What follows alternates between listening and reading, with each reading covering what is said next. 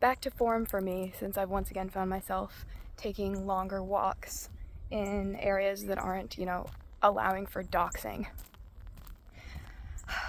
I've been re-watching some of my old videos, as I often do, and I always go back to my journals and writings.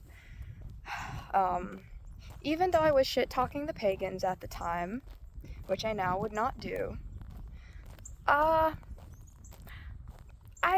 still relevant, still gets me, still calls me out. And it's so funny, I was listening to one of the Ask Hank Anything episodes that he did with Jason Mantzoukas recently, and they were both kind of talking about how they very much live in the present, and they don't journal or even really think about the past very much. And they're kind of oh yeah, I tried to start journaling, it was so boring, it took so long, I gave up. And I feel like I'm talking to someone just from a different species of human. Oh, that psyche is unimaginable to me, because at least 50% of my efforts go toward processing the past and trying to make it cohere, trying to make it into a narrative, and staying connected. This lighting is probably really bad. Is it better? No. Well, that's a return to form too. It's not gonna be flattering. Whatever. Staying connected with my past self and just other versions of me. That feels vital. And it's a compulsion, but it's also genuinely meaningful. I wouldn't want to stop doing that. I'm just very nostalgic and very much a person who remembers things. Relevant to the big idea that I am trying to talk about, which is, I think contingency. I don't know. It doesn't make sense to me. I don't get it. I was raised in a cult where everything had one absolute meaning, and I don't know how to move past that. It doesn't make sense to me. I experience life and I try to stay open to it and notice how things are changing and multiple and relational, and I also read a lot of theory and poetry on that subject. And it still just doesn't click, man. I don't know. I'm but what's the one objective truth? But what? There's a lot about this. I've just been, in 2026, I really think one of the things that's happened is I'm back to being very verbal, because, alhamdulillah, I now have more emotional support and human affection in my life. Oh, the beetle. There's a particular type of very large, maybe an inch long beetle that I see a lot. I love them. Anyway. So I'm not depending on writing to substitute for love. But of course that lets me then go back to writing. I'm writing more, not less, now that that's the case. And it just feels undamming a stream, and I just have endless words now. So I've mostly been on Tumblr, because I don't know who watches this channel, but it's generally either philosophy bros, I don't think we live in the same world, or because I feel I'm too Christian. Okay, Savannah Brown? I feel we're similar in our energy. I've said this before. I'm also just very envious of her right now. Excuse me. But anyway, she is what you would call new agey, young and kind of general spiritualism. But I'm too Christian in my language for that. But also, is it I'm Christian but I don't believe in their beliefs, or maybe I'm not a Christian but I believe in their belief. If you just take the average Christian person who recognizes the language that I'm using, we're not living in the same world either. So it's very awkward. But of course, as someone, and I also, like, I'm part of all these different communities and labels that in themselves are contradictory. And I don't remember where this quote was from, but it was like, yeah, I am all these different things at once, all these different seemingly contradictory things at once. A big example of this is just being queer and also religious. A lot of people think that that's a contradiction in terms. Anyway, but the person said, like, the communities and the labels may be divided, but of course I'm not divided. I'm whole. I'm just one person. And truly, me being all those things at once isn't a contradiction. Like, to me, it is all connected and makes sense together, but the way that these things exist in the outside world, there is divisions and gaps in communication. Okay. Now that I'm not on TikTok, I cannot cut out my silences easily. So I have to try to keep talking, which I don't love. But oh well. Where were we going from here? Oh yeah, contingency. Like, me just chronically, at least at this point in my life, I think in terms of very huge ideas. Whether that be God or whether that just be like ultimate reality or whatever. Like, that's where I feel most at home, in either that or like really, really particular details. And I was thinking this through yesterday because I was trying to write a school paper on graphite and it was not going well for me. And like, this is what happens in every single area of my life. And, you know, this might fall under some sort of ADHD executive dysfunction thing, but this is how I experience it, you know, in my words, is just that the world just does not cohere for me. Like, I have to fight to make it cohere, and it feels like I'm always on the wrong level of Zoom for whatever I'm trying to do, and I'm not in a flow state, or I'm always being taken out of a good flow.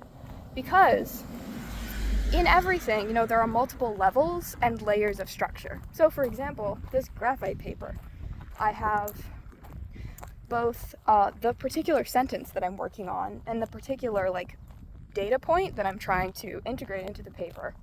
I have the kind of paragraph and section of the paper. I have each of the sites or articles that I'm reading and trying to break down for that. Then I have just the paper as a whole, which is also a thing that holds together. And then I have, like, the class as a whole, and then the semester as a whole, and then just my existence in the world, and what I'm doing and why, and how is all of that going. And it feels like at every moment, you know, I'll write, like, a couple sentences, and then a fact doesn't line up, or I look at it and I'm like, this is not very good, and then I go to, like, my whole life is off track, and, like, what am I doing, and why am I even in this class, and why am I even writing this paper, and, like, it's like concentric circles, and I just keep jumping between the concentric circles, and there's a slippage. These for me are long bangs. Like, this to me is my hair is long, it's unkempt, and I need to cut it. Yeah. Anyway, so, and this is what's hard to explain to people, because most of the people that I'm around now are non-religious, which is how I like it, generally, unless I could find people who are equally weird about God to me, which are mostly on the internet. So anyway, yeah. But the hard thing to explain to them is, like,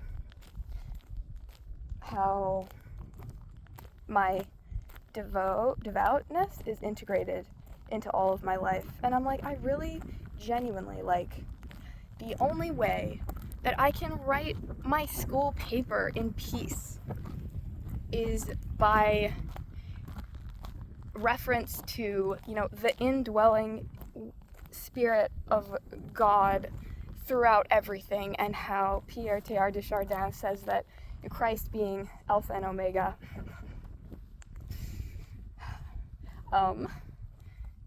Christ is, do you got the Omega verse? Is there any, like, intersection? I feel like most people know about the, do they? Is that XKCD comic? Are there people who live in ignorance of the Omega verse? innocent people, keep your innocence. It's not worth it. I'm kidding. I'm not even gonna, like, in this climate, I'm not even gonna joke about, I'm not even gonna make, like, what would you call it? Like, pervert negative jokes. I don't know. Anyway, where were we? The alpha and the omega. And so Christ is, encountered in the beginning and end of every action. And another thing that I've started doing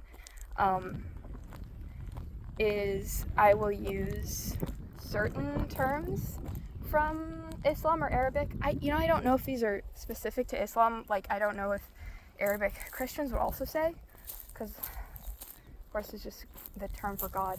But, like, you'll say Bismillah before, like, starting something. That's the one I'm trying to integrate, because I say Alhamdulillah constantly. But it's necessary, and it's, like, necessary for me, genuinely, to, like, get through the day. I have to always be almost, like, having one huge circle around all the other concentric circles that goes through them all and keeps them all together. And, like, I need to constantly be touching and making reference to the most, highest level of coherence that I could possibly imagine. Otherwise, this paper ain't getting written. I'm sorry. So, yeah. Coherence. Important for me. But, of course, there's no one, everything's relative, which is to say relational and also evolving and changing. Very confusing for me. Not a fan of that. Or I am a fan of it in some realms, but not others. Like, I have no problem with gender being evolving. In fact, I love that. I feel very free in that.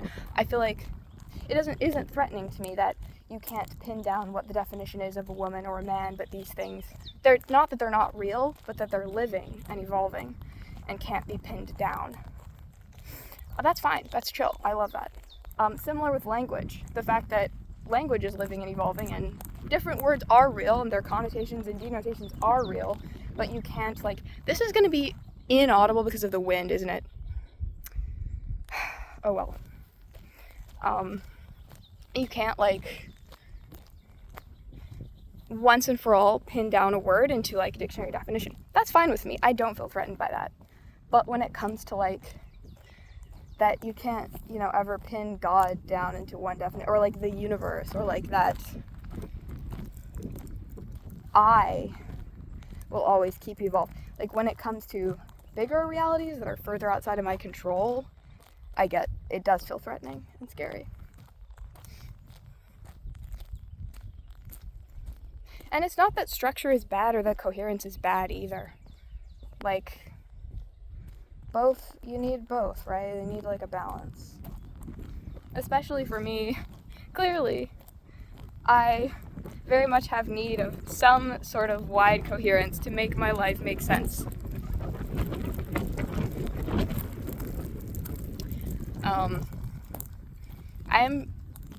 You know what? No, if it's inaudible, it's inaudible. I still just want to talk about it. But that's where it comes to, like, contingency also. Because, I mean, everything depends. IDK, man, I think it depends. So, like, I've also been reading Thomas Merton, that's, like, a comfort read for me, because he's very Catholic, and he is a, like, monk and priest, and so he's following a very specific path of, like, contemplative life toward a union with God as considered as, like, apart from the material world. And so that is a very particular structure, which he fits in pretty comfortably, and he's just giving you sage advice for that structure. And I don't really live entirely in that structure, and I'm not a monk, and I'm kind of trying to be the opposite of a monk. Like, I already started by being aware of God in the sense of a being that's, like, separate from everything and quote unquote above everything, and, like, thinking about that all the time. So I'm kind of trying to be less, like, trying to be, like, more feet on the ground, which of course isn't not God, but yeah. I put this better on Tumblr. that is where I'm at right now. I'll go between like Tumblr and then TikTok and then just my diary and then YouTube. Yeah. But anyway, it's contingent. But like when he has had an experience that to him is like, and he writes about it and describes it, to him is like a bliss that, you know, nothing else can compare to, and a sense of knowledge beyond knowledge. I mean, these are the words. This experience definitely doesn't go into words, but the words would be like something like that. And kind of like as he, you know, aesthetically removes himself from the material world, he has this experience of that getting him closer to God and to like this, I don't know, beyond things. And so like if I had had that experience, I would probably agree with him, you know? And also, I myself do have an experience of like what I can most accurately call divine love, or like something like spiritual, like some sort of like some spirit like within everything that has something to do with love and something to do with beauty and something to do with like affirmation and care and nurture. And I just sense that. And so that's why I am devout. And if I didn't sense that, I wouldn't be devout probably. And also if, you know, some of my friends who aren't had experiences like that on the reg, they probably would be some flavor of spiritual. So like it's just, I don't think that any of, you know, as long as you're not Jeff Bezos, I don't think that any one worldview or way of framing things is wrong, but certainly depending on your experiences and your world, one is going to be more or less accurate for you. Like, I have both tried and almost feel like I've been forced into trying to be like an atheist or an agnostic, and it just does not work for me. I'm terrible at it. I'm miserable. I can't do anything. Like, but for other people, you know, have tried to force themselves into a mold of being religious or spiritual, and that just holds them back. And then there's even like, for example, the kind of things as far as like general life principles or ways of looking at the world that are true for someone who, say, like has a terminal illness is different from what's true for like me if I get a cold. Like, genuinely, it would be obscene to tell one of us the same things as would be helpful to tell the other. This is also a problem with the internet, by the way, because everyone's personal opinions are just being beamed into everyone else's brains, and there's just, it's gonna be inappropriate to some extent, you know, because things are contextual, please. But no, yeah, like, when I get sick, what is true for me and what I need to hold on to is like, I'm gonna get over this, and life gets better, and I'm gonna survive and get through. But whereas if I had a terminal illness, that would not be a good thing for me to be thinking. And I would need to just think about the world way differently.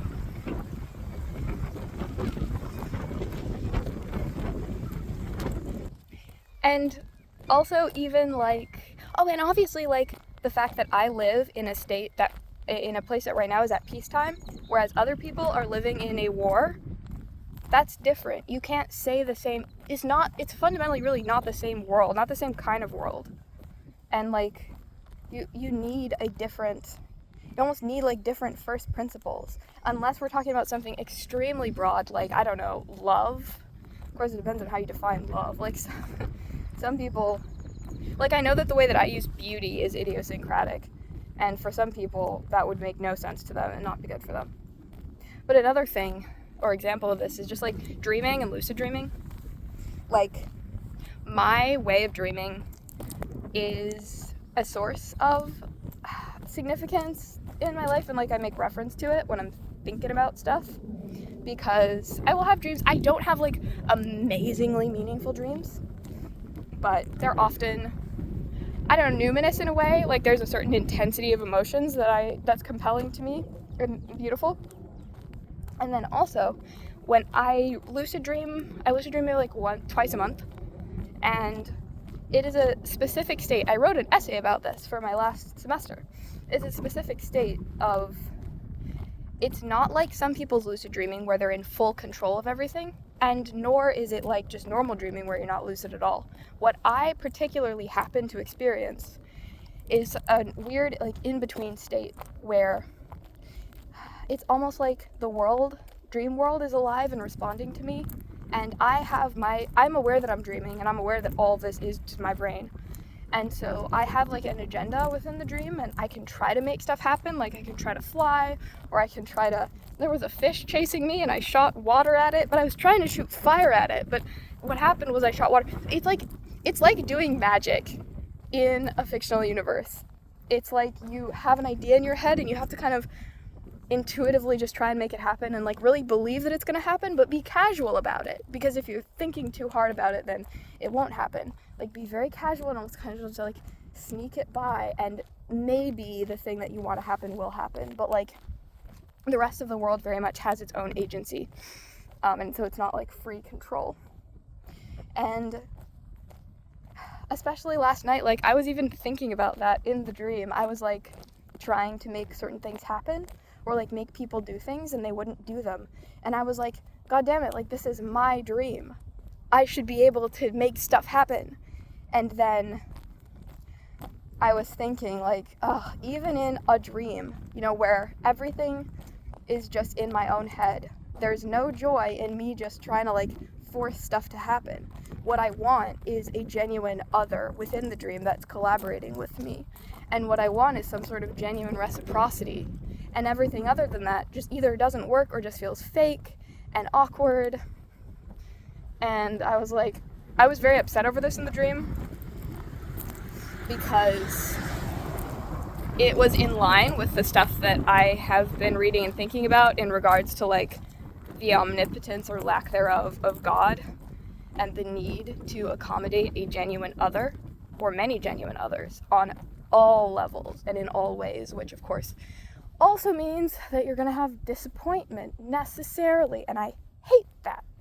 So like, it was just a moment for me.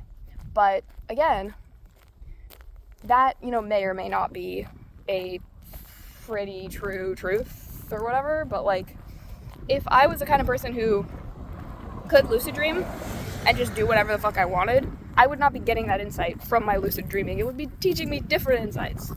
So just little things like that. I am always like afraid of, you know, not quote unquote getting it right and getting it all right, and of saying or believing anything that's untrue.